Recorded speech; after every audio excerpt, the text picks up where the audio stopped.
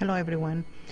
Somebody sent me this video this morning and I decided to post it for those of you who follow Planet X, ELENIN, Nibiru. I have no much comment to say about it. I have never followed the whole Nibiru Planet X, but I found it very interesting what this man have to say. He's arguing what NASA and Dr. David, I think it's Morrison, I'm not sure his last name, are saying. So he has a good argument, and I found it very interesting. He says that basically Planet X, which is C2010X, is actually a black hole. He said pay attention to the X because X is for actually Planet X, okay? He says that he argues with Dr. David, I believe it's Dr. David, I don't really know, but I'll put the link in there on my video. Dr. David says that it's not a comet, it's a cluster. And he said, yes, it's not a comet, but it's not a cluster either. He said this is a black hole. A cluster is actually a cloud of gases. See, a cloud of gases will not create the impact that took place on September 26, 27. If some of you may have seen that video where you see ELENIN passing through the sun and it created an explosion, a big explosion. This comet will not do that, and also a cluster, a cloud will not do that. He also mentions how the director of NASA, you see here in this picture, I think I posted that too, where the director of NASA was sending a message to all the employees of NASA to be prepared for a catastrophe, you know. And he sounds very, you know, worried, concerned. He said, yes, he's concerned, you know, and he's sending this message for NASA employees, but he should also do it for everyone, for everybody in the entire world, because NASA is in charge of the security of the earth. You know, they are, you know, responsible, you know, because if they know something, they should tell everyone. In this picture, you see Dr. David. He said Dr. David tried to tell people that it's not a comet, to relax, that it's a cluster. He said a cluster will not do that, what it took place on the 26, 27. I'll try to put a link of this one too, where you see something going into the sun and then a big explosion took place. And later in the video, you'll see pictures of what the sun looks like after this explosion. It's not a spot either because it's very bright. He said it's actually a short circuit, you know. And for those days that this took place, which he said it was, you know, the end of September, it created this short circuit created blackouts, you know, power outages around the world, especially in Chile, because he's from Chile, he lives in Chile. He said it created power outages and communications, you know, problem with communications, no communication. The internet, nothing was working for those days. He said it was as if the sun, you know, disappeared for one day, he said. And so we weren't getting any electricity, any energy, any magnetic, you know. He also says how, you know, they expected something to happen on that day, and a lot of people that followed this expected some catastrophe at the end of September because it was, you know, it could have happened to the earth, he said, but what happened was it went through the sun instead, you know, and so it was actually, it protected us from something happening. But he said still, if something would have happened, you know, it would have been really bad, and nobody had told us to prepare. But then, you know, then I think, you know, how much can you prepare if something big happened, you know? So I think NASA is not telling us, because what are they going to tell us, you know? You're going to die at the end of September? They're not going to say that. But the only thing that I think he argues is that, you know, even if nothing horrible happened, it's still, you know, if you don't have money, if you go to the ATM and there's no money, you know, you should be prepared. But I think most of you are prepared for something The other thing he said is that it tells, on this picture you see blue. It looks blue, Lenin. And he said that's because a black hole is ingesting everything around within kilometers, so many kilometers. When a black hole is eating everything within so many kilometers, it will turn blue, okay? But then after it passes through the sun, it's going to turn red. And he says that a lot of people are going to see this red star, and they're going to think it's a red star, and some people are going to think it's a planet. He said, but it's neither one of them. It's actually a black hole.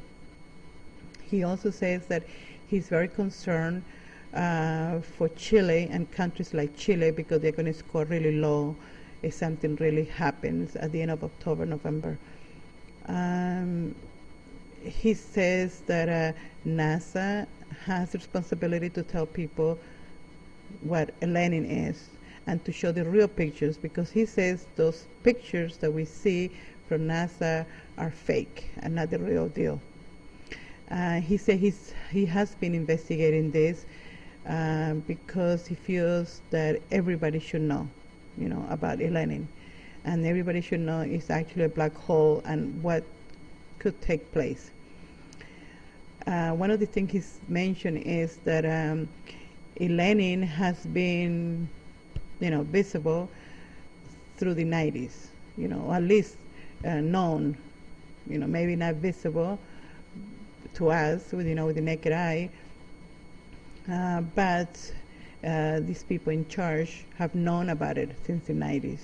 And he says this black hole is causing the global warming on the Earth.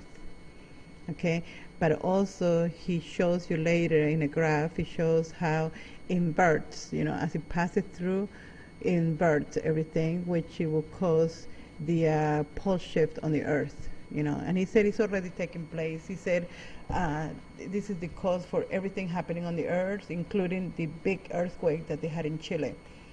As you may know, after the earthquake in Chile, everything, the Earth totally moved. It's shifted big time.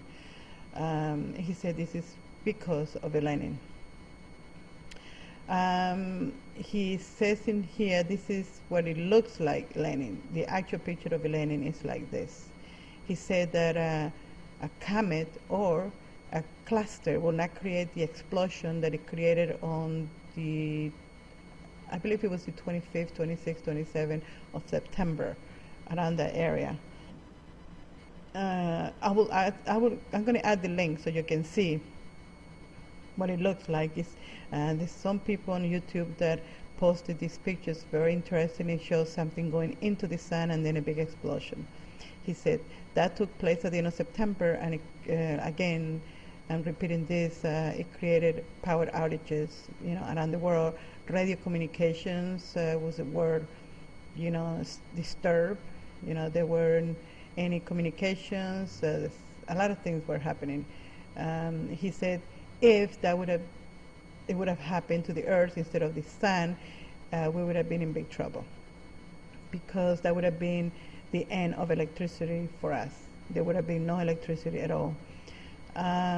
He also mentions that they're covering it up, and he believed that they shouldn't do that. They should tell the public so that the public is aware of it and prepare for it. I have no opinion, no comments about this. I'm just posting the video.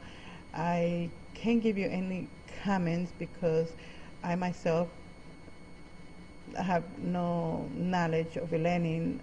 I have heard, things, and have seen things, but I'm not really, a master of this. So I haven't really followed. I haven't followed ELENIN or Planet X or Nibiru, because I don't feel that I need to know, how much. I know that something's going to happen, but I'm not going to follow a comet, and that it may not come, it might destroy us, I'm going to live every day, but, it's good to know, to be prepared just in case.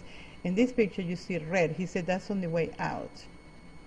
on the way out, this is the way it's going to look. It's not going to be blue anymore. It's going to be red. And when we start seeing it at the end of October, maybe November, he said, we'll be able to see it in the skies. And people are going to think, you know, that it's many, many things. There's going to be many theories about what it is. But he said it's not none of them. It's actually a black hole. In this graph, it shows you the entrance and exit of this ELENIN through the sun, and you see the reaction of the sun. You see it in the beginning is flat, almost flat anyway, and that's the entrance. And then you see a big, you know, a surge. Then it goes up, right? That's the explosion, and you see how it has a big disturbance on the sun. He said that's what's on the way out after the explosion. But again, you know, he's mentioned how the sun didn't exist for a day, you know, and they were expecting something bigger. He said, but that's because it caused a short circuit, you know, and he's very concerned. He says, you know, if NASA doesn't do it, he's going to do it, and everybody's going to do it. It's going to do their own investigation. Again, I know that certain things, like when I went to the mountains for a few days, looking back, this urge that I had to leave the house, it prepared me for a lot of things. One of them is that I cannot be, you know, staying home and just, you know, feel that I'm protected in the house. It may not be the only way, you know. I may have to leave the house, or also, you know, giving me a chance to survive, you know, by myself in the mountains. One of the things that I found was that not to have electricity is not the most horrible thing, but you do need some kind of light. I had a regular flashlight and it didn't work, it just died. Plus it got really hot, where the solar lights or the solar flashlights that I had worked perfectly. They were LED too, which LED, it doesn't create heat and illuminates everything really beautiful, like the moon. You know when the moon is a full moon, and for those of you who live upstate New York or in the mountains, you see how the moon just light up everything. That blue color, well, that's the LED flashlights. And in the case with my flashlights, they were solar, so they were very reliable. I didn't need batteries, and in the event of something happening for a few weeks, you know, you have a good flashlight that is going to last you. Don't buy a cheap one either. You know, it should be, you know, within $15–20. I bought it in Amazon. I also found that, you know, having an apple lasts longer than having a banana. Peanut butter lasts you for a long time, and you don't need to refrigerate it.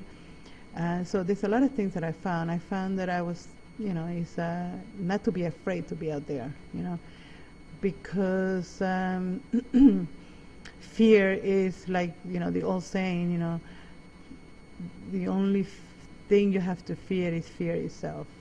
So it prepared me for that. I don't really know what is going to happen, if something is going to happen in October, November, I don't know. As I mentioned before, I don't concentrate on ELENIN passing through and the other stuff. I don't do that, because what is the point, right? The only thing I can do is something is going to happen. I know that something, I don't know from which end it's going to come, but I know that it has to do with the sun. That's the only thing I know, is the sun. Something with the sun. And if you think about it, if it's something with the sun, then that means no electricity, no ATM, no gas. Everything now in the entire world is run by satellites. And so if the satellites burn out, then you know, we don't have the comfort zone that we're used to it. In this picture, he show you, this is what the sun looks after ELENIN pass. It's a short circuit. He said it's not a spot. It's a short circuit. You see a very bright light. You know, it created some type of short circuit. So anyway, I'm going to try to translate this video after I ask permission to post it, and so that you can listen to everything he explained on this video. Okay? Have a good day, guys.